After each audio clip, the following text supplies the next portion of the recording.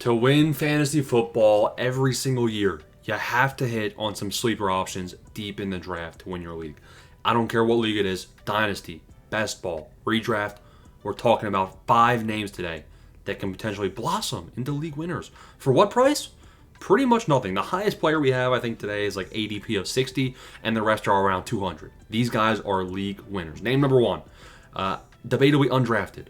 Joshua Palmer is not even going drafted currently in redraft leagues. Now, I know you might be thinking, redraft leagues haven't even started. ESPN already has their top 300 ADP out, and Josh Palmer is ranked 205. Not even going drafted in most redraft leagues. Looking at where he is in best ball he has an ADP of 182, and in Dynasty, you can trade a bag of chips for him. This guy is 25 years old. In Dynasty, I would consider trading a not-so-great asset for Josh Palmer if you need some wide receiver help. Don't forget, in 2022, in 2023, Joshua Palmer did average 10.5 points per game in those 2 seasons. Now, 10.5 points per game, while it isn't great, it is debatable flex play every single week. Like, it's almost on that threshold of, all right, I'll get 10 points out of my flex player. You don't really want that type of a ceiling, though. However, Joshua Palmer had a 17% target share both those years. Joshua Palmer in 2024, down season. 7.1 PPR points per game as the wide receiver 75. Now, we've never seen him above wide receiver 40, which definitely is a bit of a concern here. The good news, this guy is a big body. He's never averaged more than 1 touchdown every 5 games. Looking at his yards per out run, his yards per out run the last 2 years was 1.8 and 1.6. It's bad, but I think that heading into the 5th year of his career, guess where he is now? He's in Buffalo with Josh Allen. Josh Allen can elevate talent like this. Now, Shakir is obviously going to be getting a lot of the target share. Now, the good news here is that Dalton Kincaid had a bit of a regression. He was a big disappointment in 2024. So Kincaid, Knox, not too worried about them. Look at Keon Coleman. Keon Coleman was basically Joshua Palmer 2.0. Yes, Keon Coleman might have more upside in the Bills' head, so maybe Keon Coleman gets more routes and snaps than Josh Palmer. I don't think so. My bet that I am hedging on is I actually think, hot take, I think Joshua Palmer should be going ahead of Keon Coleman in a lot of these leagues. Now, I'm not saying ahead, but I'm saying right on pace with. Looking at what happened in 2024 with the Bears, you had Keenan Allen, DJ Moore, and you had Rome Odunze all going on top of each other in round 4, round 5 of redraft leagues. I think Keon Coleman and Josh Palmer aren't too far apart. Keon Coleman, 15.5% target share, 1.8 yards per out run, and 8.5 fantasy PPR points per game in 2024. Now, yes, it's more exciting because you have a rookie wide receiver heading into year 2. Typically, those guys have higher hit rates. Josh Palmer and Josh Allen, mark my words, I think they can do some good things. And you're paying your last pick in redraft, your last pick in best ball, to get a high upside player with Josh Palmer, who, if he has some more touchdowns this year, some more red zone looks, can win you your league. Name 2. Josh Downs. This one I'm a bit more excited about. Why? His target share rose 8 percentage points from 2023 to 2024, from 18 to almost 26%. He was the wide receiver 31, averaging 13.1 PPR points per game. He played 66% of the snaps. I think we could see his snap percentages go up. He averaged 57 yards per game. He increased his touchdown numbers. He had about 1 touchdown every 2.5 games. And his yards per out run was the best of his career. Heading into year 3 now, it was 2.21, which isn't a bad yards per out run figure. Now, with Daniel Jones in there most likely at quarterback, I think we could see better quarterback play.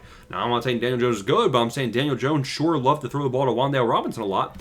And if Anthony Richardson is in, Anthony Richardson seemed to like Josh Downs when Anthony Richardson was in the lineup. So Josh Downs, 13.1 PPR points per game in 2024. That is a flex play in your lineup every single week. He's currently in best ball at ADP of 80. So you're looking at a round 7 pick for a guy that could potentially be the wide receiver 1 in this offense. Pittman is already dealing with injuries at camp, so that's not too, you're not really too concerned about Pittman. And Warren comes in, Warren coming in actually helps Josh Downs. Why? In ESPN, they have his ADP in redraft leagues at 112. They have Josh Downs behind Darnell Mooney, behind Rashid Shaheed, behind Jonnu Smith, behind Caleb Williams, behind J.K. Dobbins, behind Eckler, behind Jaden Reed, behind 20 spots behind Pittman, behind Keon Coleman. Oh my God, bro. Please take Josh Downs over all those guys. Name 3. Breece Hall, and this is actually the highest ADP guy we have. Now, in best ball, he's pretty fairly priced at an ADP of 29. But in redraft leagues, When you're on the clock in your redraft league, Breece Hall on ESPN is currently ADP of 51. He's going right ahead of Quinshon Judkins, who's going to be splitting time with Jerome Ford. He's going right after Amarion Hampton, who's going to be splitting time with Najee Harris. He's going 2 picks after Joe Mixon. He's going 4 picks after James Conner. He's behind Chuba Hubbard by a lot. He's behind Kamara, behind Kenneth. Listen, Breece Hall, looking at the range of outcomes that could potentially be in his future. In 2022, RB7. In 2023, RB6. 2024, RB17. This guy's never finished lower than RB17. Why is he priced as an RB20 in ADP? It doesn't make sense, right? So Breece Hall can win you your leagues at value. Kyle Pitts comes in. Best ball, he's going around pick 144. Looking at ESPN and where redraft leagues have him, aka the Sheep, Kyle Pitts is currently debatably undrafted. So Kyle Pitts is very low on the ADP in redraft leagues. And the news here is that Kyle Pitts, again, he's ADP 193. This guy broke records in his rookie season with a 2.2 yards per out run. 2022, he had a 2.1 yards per out run. This guy, we've seen it 1 year. We've seen it in his rookie year, and we haven't seen anything since. We've never seen him have a lot of touchdowns, so he's not a big touchdown threat. Now, the risk here is that you have a new quarterback. You'd say that's a new risk, but it's not, because we need a shakeup. We need Kyle Pitts to do something good right here with Penix. It's the shakeup he needs. He's heading into this is his contract year. If Pitts wants to get paid, he's going to have to perform this year, or else he's most likely out of Atlanta, and he's not getting any great pay raise elsewhere. So Pitts is going to be motivated to perform this year. I like him.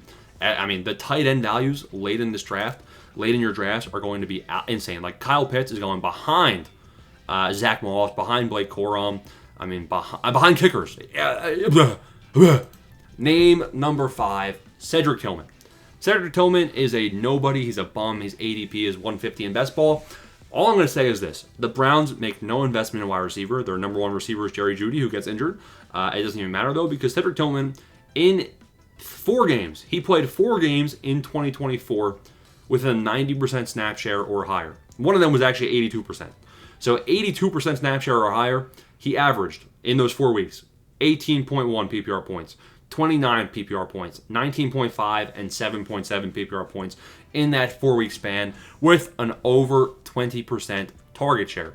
Now, in his career, that was year 2 last year. Year 1, he was pretty much a nobody. He averaged 3 points a game. Year 2, he averaged 7.3 because he was trash besides that 4-week span.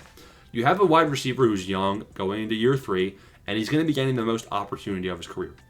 You're not excited about his quarterback play, but you are excited about the range of outcomes here. And it's a bit unknown, which is why I'd rather have Cedric Tillman than Keon Coleman. I would. So, go ahead, take Cedric Tillman with a late-round flyer. I think he can pay dividends. That's 5 names. Sleepers that can win you your fantasy draft. Thanks for watching, boys.